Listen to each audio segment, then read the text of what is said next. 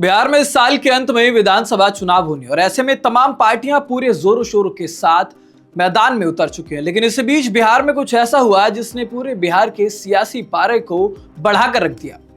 नमस्कार, मैं ऋतिक ठाकुर और आप देख रहे हैं द हिंदी टॉप। आज हम बात करेंगे उस घटना की जिसने न केवल बिहार की सियासत को हिला दिया बल्कि पूरे देश में नैतिकता की एक बहस छेड़ दी है। बात हो रही है प्रधानमंत्री नरेंद्र मोदी की दिवंगत मां हीराबेन मोदी की, जिनको मंच से गाली दी गई। इस घटना ने बिहार की सड़कों पर गुस्सा उबाल दिया। सोशल मीडिया से लेकर संसद तक हलचल मच गई और विपक्ष से लेकर सत्ता तक सभी बिंदुओं पर सवाल खड़े हो चुके हैं। इसको लेकर 4 सितंबर को बिहार बंद का आह्वान किया गया। सुबह 7 बजे से लेकर 12 बजे तक ये बंद रहेगा, लेकिन रेल और सभी आपातकाल सेवाएं जारी रहेंगी। प्रधानमंत्री नरेंद्र मोदी की दिवंगत मां हीराबेन मोदी को गाली देने के चलते ये बंद किया जा रहा है। लेकिन क्या ये गाली सिर्फ एक अभद्र टिप्पणी है या इसके पीछे कोई गहरी राजनीतिक स्क्रिप्ट है? ये एक बड़ा सवाल है। दरभंगा में एक रैली होती है कांग्रेस और आरजेडी की वोट अधिकार यात्रा को लेकर, जहां पर मंच से एक शख्स ने प्रधानमंत्री नरेंद्र मोदी और उनकी दिवंगत मां को अभद्र भाषा में निशाना बनाया। आरोपी की पहचान मोहम्मद रिजवी के रूप में हुई, उसकी गिरफ्तारी हुई, बयानबाजियां हुई और उसके बाद बिहार बंद का ऐलान किया गया। बीजेपी ने इसे मां के अपमान का मामला बताया और शायद ये मामला सही भी था, क्योंकि अगर राजनीति माँ बाप तक उतर आए तो क्या हम सच में एक लोकतंत्र की लड़ाई लड़ रहे हैं या फिर निजी दुश्मनी की? यह अपने आप में एक बहुत बड़ा सवाल है। इस पूरे मामले में प्रधानमंत्री मोदी ने भी पलटवार किया है। उन्होंने कहा कि मेरी मां ने कभी राजनीति नहीं की, फिर उन्हें क्यों गाली दी गई? मंच से भावनात्मक अपील की गई और इसे महिलाओं का अपमान बताया गया। अब ऐसे में सवाल कई सारे खड़े होते हैं कि क्या ये केवल भावनात्मक हथियार है चुनाव से पहले, या फिर जनता की सहानुभूति लेने की एक रणनीति है? अगर विपक्ष ने गाली दी है तो क्या सत्ता पक्ष ने हमेशा मर्यादा में भाषा रखी? हम भारत के प्रधानमंत्री नरेंद्र मोदी को और उनकी माता को दी गई गाली का पुरजोर विरोध करते हैं, लेकिन कुछ मामले ऐसे भी हैं जो ये याद दिलाना जरूरी है, क्योंकि खुद प्रधानमंत्री नरेंद्र मोदी ने 2014 में सोनिया गांधी को जर्सी गाय कहा था, राहुल गांधी को पप्पू कहा था, ममता बनर्जी को दीदी ओ दीदी और कभी 50,000 की गर्लफ्रेंड जैसे जुमले हवा में उछाले गए। तो क्या तब कोई नैतिकता की बात कर रहा था? नहीं। अगर हम गाली का विरोध करते हैं तो हर तरफ से इसका विरोध करना होगा, क्योंकि ये सेलेक्टिव आउटरीच नहीं रहना चाहिए। आज हम गाली से राजनीति की रेखा खींचते हैं, लेकिन कभी ये रेखा मर्यादा से खींची जाया करती थी।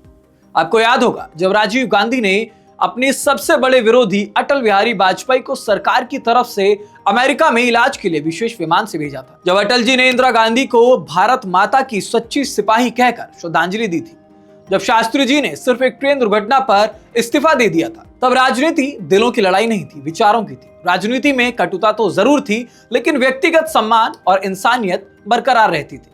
लेकिन आज मां को गाली, बेटी को जुमला और भाषा को हथियार बना लिया गया है। अगर यही राजनीति है तो शायद लोकतंत्र का यह युग तो नहीं कहा जा सकता, क्योंकि बिहार एक संवेदनशील राज्य है जहां पर जाति और भावना दोनों से वोट प्रभावित होते हैं। ऐसे में इस गाली ने चुनावी हवा बदल कर रख दी है। बीजेपी इसे मां का अपमान बताकर हर गली, हर नुक्कड़ तक ले जा रही है। विपक्ष के लिए ये डिफेंसिव मोड है, वो सफाई दे रहा है मगर जवाब नहीं। लेकिन ऐसे में जनता कई सवाल पूछ रही है। क्या गाली से गरीबी मिटेगी?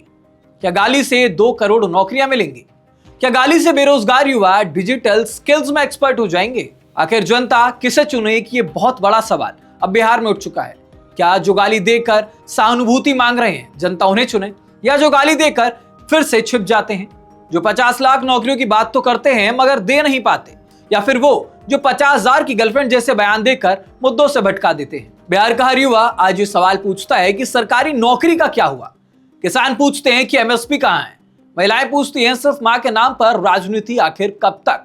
और जवाब कोई नहीं दे पा रहा। तो इस चुनाव में मुद्दे हैं बेरोजगारी के, महंगाई के, शिक्षा के, स्वास्थ्य के, लेकिन हर बार की तरह एक बार फिर से चुनाव को भावनाओं की आग में झोंका जा रहा है।